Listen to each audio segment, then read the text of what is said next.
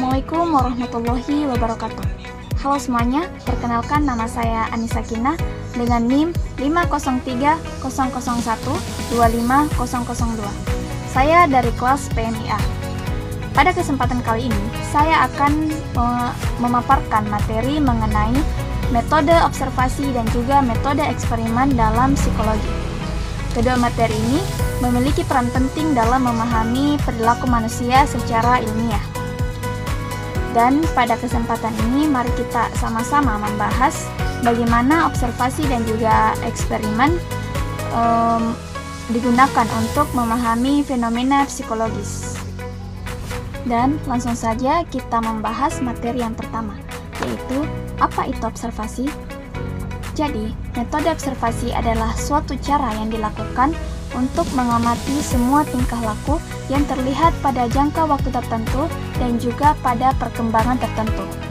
Kemudian, metode observasi itu terbagi menjadi 3, yaitu yang pertama, observasi sekilas.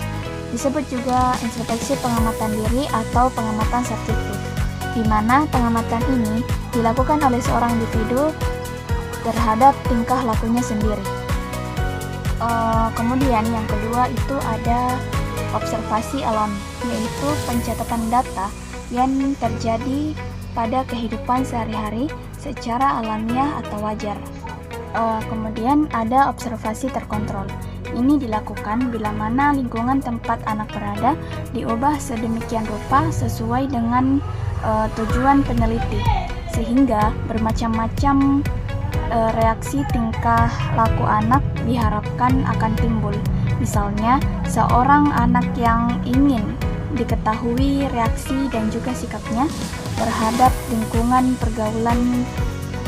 pergaulannya akan diobservasi pada lingkungan sosial yang sudah direncanakan. Kemudian, apa itu metode eksperimen? Metode eksperimen adalah prosedur terkontrol yang paling sedikit melibatkan dua kondisi perlakuan atau treatment conditioner yang berbeda, yang diterapkan pada subjek-subjek untuk menentukan hubungan sebab akibat atau causal effect relationship antara independent variable atau treatment dengan dependent variable. Psikologi eksperimen adalah prosedur untuk mendapatkan fakta-fakta yang berhubungan dengan perilaku.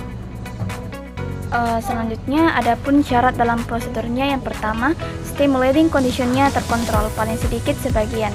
Yang kedua, variabel-variabelnya yang ada dapat diisolasi atau dapat dikontrol. Yang ketiga, aparatus digunakan untuk memberikan stimulus secara lebih tepat atau digunakan untuk respon-respon dengan lebih cermat. Selanjutnya, ada juga problem dalam psikologi eksperimen, yaitu harus berhubungan dengan organisme yang hidup di mana mempunyai sifat-sifat yang berlainan. Ini terjadi karena tidak ada satu individu pun yang memiliki sifat yang sama persis. Kemudian yang kedua, psikologi eksperimen berhubungan dengan hal-hal yang tidak dapat dilihat dan diraba sehingga yang diukur efeknya yaitu berupa tingkah laku. Misalnya, learning, intelijensi, kepribadian, motivasi, dan lain-lain. Ya, sebagai objeknya manusia di mana mengalami perubahan yang jauh lebih cepat atau dinamis dibandingkan dengan ilmu pengetahuan lainnya. Yang keempat, karena yang menyelidiki adalah manusia sendiri dan yang diselidiki juga manusia, maka kemungkinan untuk salah atau menyimpang lebih besar. Di materi yang sempat saya bawakan, adapun kesimpulannya yaitu metode eksperimen dan observasi sama-sama penting dalam penelitian psikologi karena keduanya membantu memahami perilaku manusia secara lebih objektif. Eksperimen menekankan pada pengendalian variabel untuk melihat hubungan sebab akibat, sehingga hasilnya lebih terukur dan bisa diuji ulang. Sementara itu, observasi menekankan pada pengamatan langsung terhadap perilaku dalam situasi nyata, sehingga lebih alami dan kontekstual.